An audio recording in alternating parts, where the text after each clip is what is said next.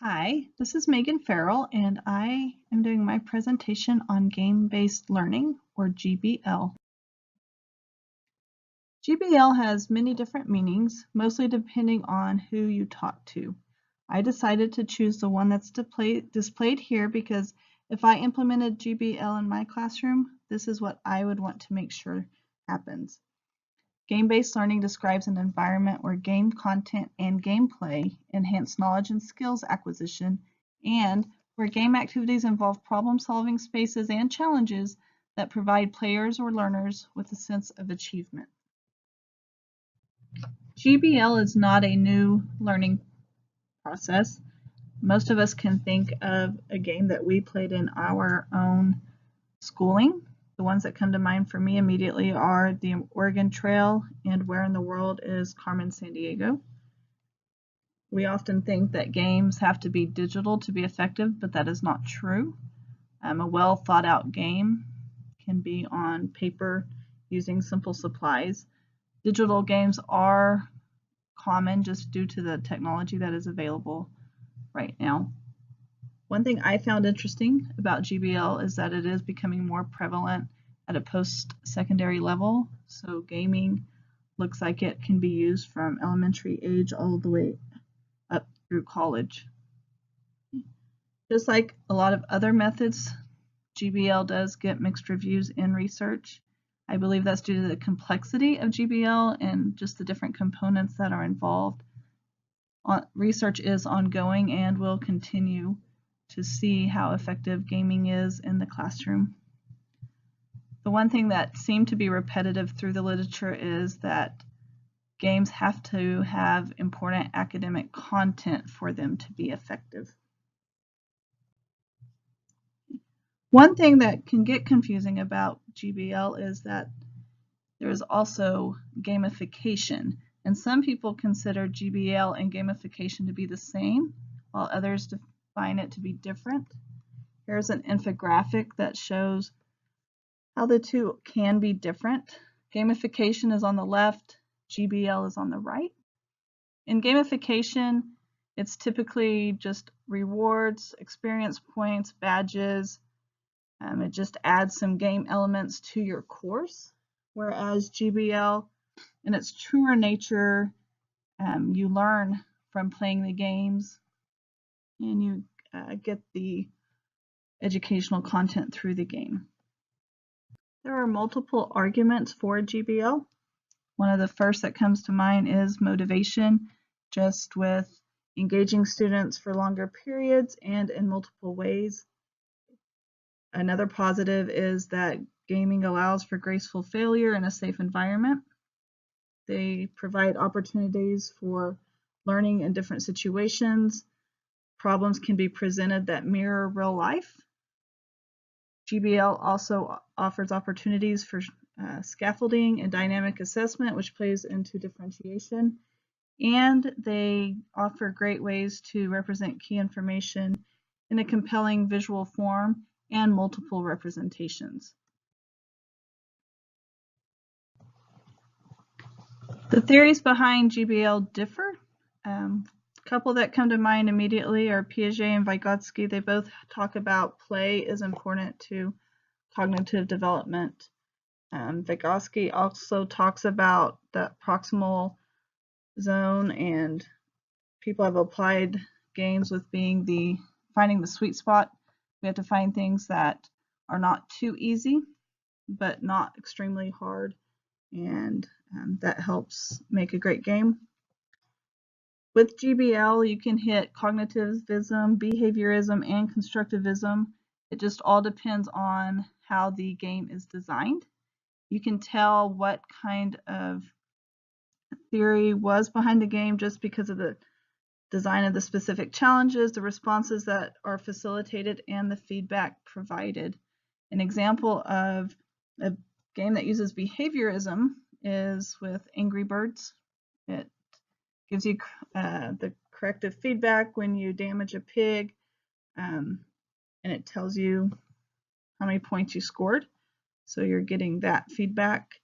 Constructivism example would be Crayon Physics or Newton's Playground, where you use, you have different challenges and you get to solve the problem however you want. So you get to pick the tools. So again, multiple theories are behind GBL. It just depends on what you're trying to accomplish. There has been a movement towards making its own theory that merges the three. Why did I choose GBL? I always am looking for something to reach more kids, and we all see the kids who are glued to their phone or they spend every free minute they can playing a game. Our school has recently become one-to-one with Chromebooks, so I have a little bit more opportunity to provide a variety of tools for my students. Another reason I chose it is my own kids come home and they want to play games as soon as they walk in the door, and not necessarily just regular games, they want to play math games. And so I'm trying to find a way that I could extend that to older kids. And ever since the technology class a couple of years ago, I have been interested in blended learning, and this would be one way I could incorporate that into my classroom. As you can see, I feel like GBL hits most of the practices that we are looking for, with very few absences. But again, that would depend on what game we are specifically talking about. I personally feel that GBL hits two areas really well, and that's the practice of wanting our students to be able to persevere and for us to give them ways to struggle productively. I believe that games give you that room to fail in a safe environment. They can try something, and if it doesn't work, there isn't that immediate feel of being down. They can continue again in a safe way. I am really working with my kids on a growth mindset, and I think games kind of play into that. The other area that I think GBL works really well here is with the promoting reasoning and problem solving with a variety of areas and multiple representations. I think that with the right games that can really enrich the math room classroom with GBL. The one area that I think it would be hard possibly with GBL is the purposeful questioning. And again, that could be addressed by using specific games, especially if you made up your own game. And then the working with others or critiquing others. Yes, you can work with others, but it might be hard to actually get that critiquing response into a game specifically. But overall, I feel like GBL hits almost every single practice and productive belief that we are looking for. Now, this is the part I was excited about, doing the research and looking for ways to use it in my classroom, and found one thing and it would lead to another. But the first thing I think I could do pretty easily in my classroom is incorporate online games. There are some websites like Manga High, Brain Pop, Math Playground that have games I think I can put into my classroom pretty quickly just to see how the kids react to that. The second place I am really excited about is the Institute of Play. They have guides that help you develop really thought out games, and they have a couple that you can get yourself. They also have quests, like one I saw was about making your math classroom do a project about Shark, the think tank, and you come up with ideas. And I am very interested in exploring their guides a little bit more and trying to incorporate those kind of things into my classroom. The third thing I found was the quest-based learning, which is like game-based learning, except it's more of the gamification part. And that's where you have trials and puzzles, and they try to get students to conquer those to get to the next level. It offers students choice within the curriculum, which with our IPSs and our differentiating goals, that sounds like a great thing to do. And again, they say it's because of the multiple attempts are given without punishment that it becomes a very good thing to use in the classroom. Also, the research I saw on it said that typically these students are not given like grades. They're given, you either reject or accept their part that they turn in.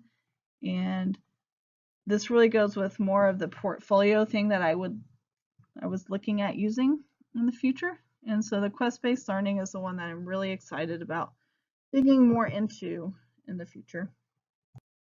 This is just a list of where I found some of the ideas. I was excited about Minecraft for a while until I found out that it doesn't work on Chromebooks and you do have to pay for it. Some of these have some free options, the others you do have to pay. The Classcraft and the 3D Game Lab play into those quest learnings, and those are the ones that I will probably look at the most. And then down at the bottom, the Matthew Farber's Gamify Your Classroom is a book that I plan on doing some more looking into. Thank you for your time, and I hope you've learned something about GBL.